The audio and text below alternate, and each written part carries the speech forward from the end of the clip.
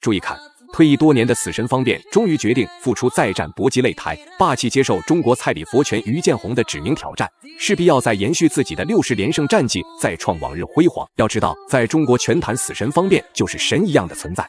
不论是世界有名的搏击悍将，还是泰国无冕之王沙希拉克，他都照打不误。甚至就连世界排名第1的西蒙马库斯都难逃被方便暴揍 KO 的命运。是死神方便拯救了岌岌可危的中国拳坛。而且目前的方便还保持着59场比赛连胜，至今不败，哪怕再过50年都很难出现超越死神方便的搏击强者。不过本次的挑战者实力也是相当不简单，他就是大名鼎鼎的蔡李佛拳传承人于建宏。于建宏自参加80公斤级比赛，越战越勇，连战连捷。年仅22岁的于建宏目前就已经在中国拳坛取得了36连胜战绩。不少中国拳迷粉丝都会拿于建宏与方便做对比，因为于建宏是中国最有希望超越方便的搏击新星。而在今晚2位选手终于相遇，人人都想看到时隔4年没有打比赛的方便究竟是宝刀未老还是新王登基。好了，废话不多说，让我们看看2位选手的表现究竟如何。随着裁判一声令下，比赛正式开始。红色短裤就是中国选手死神方便，黑色短裤就是中国选手于建宏。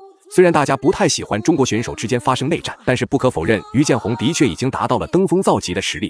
这也是赛事方对于于建宏实力的一种考验。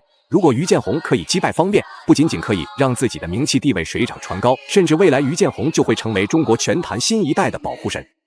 目前也是处于一个复出的状态啊，像刚才主持人也是介绍了，在中国大陆的第1场复出赛，年龄也是相当于是到了退役的年龄，但是还是在擂台上坚持。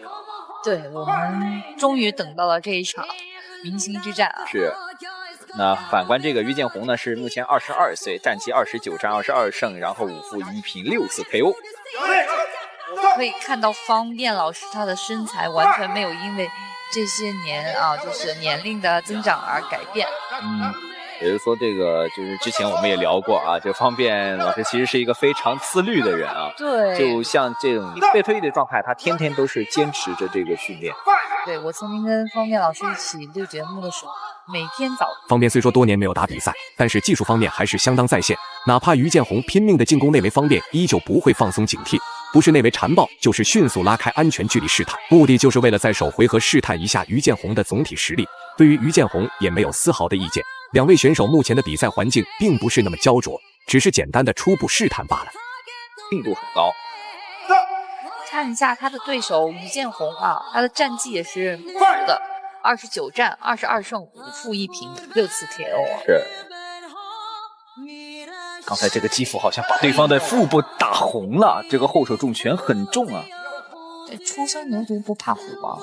转身后蹬，对方还了一个高扫，方便比对方也是要高出4公分。非常明显，哇，这后手重拳打中了，有点晕，但是没有选择继续跟进，要慢慢的跟对方打，也是友好的善意的笑了一下。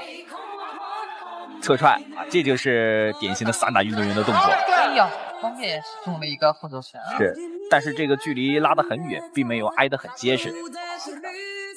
老师他的身体硬度也是非常好的。是，最后的10秒了，看还有没有其他的动作。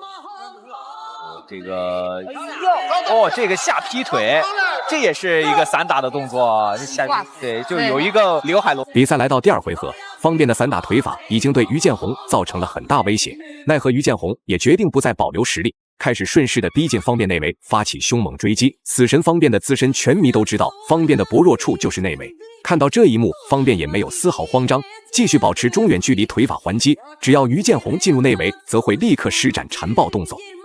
的话，他注的是这个速度，高扫。这个后直是对方反应过来了。我感觉方便很久没有打比赛，很开心的表情就回到这个熟悉的擂台之上，肯定是非常兴奋的。运动员都是有这种情怀嘛，就到自己该退役的年龄，就感觉自己身体机能方面都不如年轻的时候了。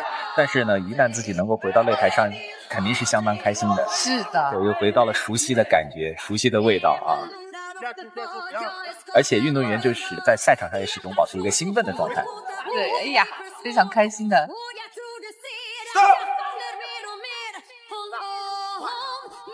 果然方便多年没有打比赛，身体状态还是有一些影响，不知不觉方便也出现了体力问题，只能通过较为消极的搂抱动作拖延时间。不过这场比赛的规则并没有严令禁止施展搂抱，所以方便也在积极的运用规则拖延比赛时间。毕竟前2回合方便的精准命中，为自己取得了很多比赛点数，完全没有必要对于建宏展开太激烈的拼拳换脚。住了，但是我感觉方便还没有放大招呢。后直，这个后直是毫无征兆性的后手拳啊，对方撤离的很快，不要在方便的攻击范围之内，也就箍紧了。其实这个到84公斤级算这个级别比较大了，在中国这个大级别里面，就方便老师相当的出色的，包括他之前的这些荣耀啊、一些战绩啊，就打职业比赛以来都是一个全胜的状态，这是相当难得。又来了一个披挂，我真的是觉得方便老师打比赛真的是很难看到了。现在是的，比赛来到第3回合，这时候的方便已经完全不管观众们如何看待自己，只要能够拖延比赛时间，就是最稳妥的获胜方式。拿到比分优势的方便不停地在擂台上搂抱于建宏，就算于建宏脾气再好，也有点忍不住的发起猛攻。当然，并不是方便实力不敌对方，只不过是方便的体力储备相当不足，裁判也需要不停地上前拉开双方。开始大摆抡了，大个高扫腿也是没有扫到。建宏也是蛮拼的呀，毕竟这难得的比赛，对，难得的机会。如果顺带如果能够赢下比赛，那真的是太赚了，对于他来说。是的，方面还是经验非常老道啊，就对方要开始发起进攻的一瞬间，搂抱住了，利用规则将对方的这个进攻气焰给完全给压下来，不让他有这反击的机会。对。这前手摆拳打到了，有一点晃。哎呦，这个正蹬2个正蹬也是有效的呀。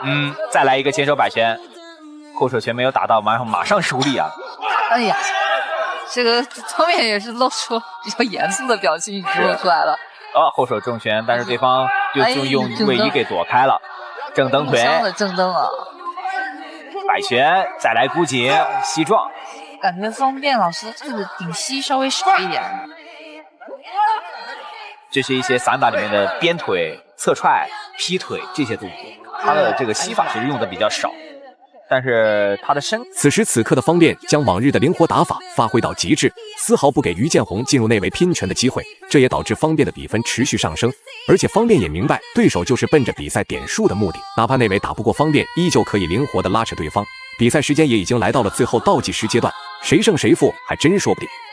方便还是没有看到，被击到了一下，但问题不大。直接来的后手拳，是我在抢把位，这感觉有点像打泰拳的样子了啊！哎呀，直接近身，对方这个摆拳是被预判到了，没有坚持打到啊。下潜的击腹，对方也是感觉到了对方有这个动作，马上给拉开。再来，哎呀，直接打这个前手摆拳。我感觉方便在这第3回合还没有出一次侧踹啊，高扫，感觉，转身后蹬有效果，这个距离把控的很好，哇，这直接打了之后摔倒在地了，把你的重心给破坏了，你没有任何的办法。好，回合马上就要结束啊，越来越有感觉了，但是要提腿侧踹，但是又收了回来。绝对不出无意义的动作。对啊，最后公布比赛结果，死神方便实至名归，赢下了比赛最终胜利。大家认为2位选手今晚表现如何呢？欢迎在评论区留言讨论，我们下期再见。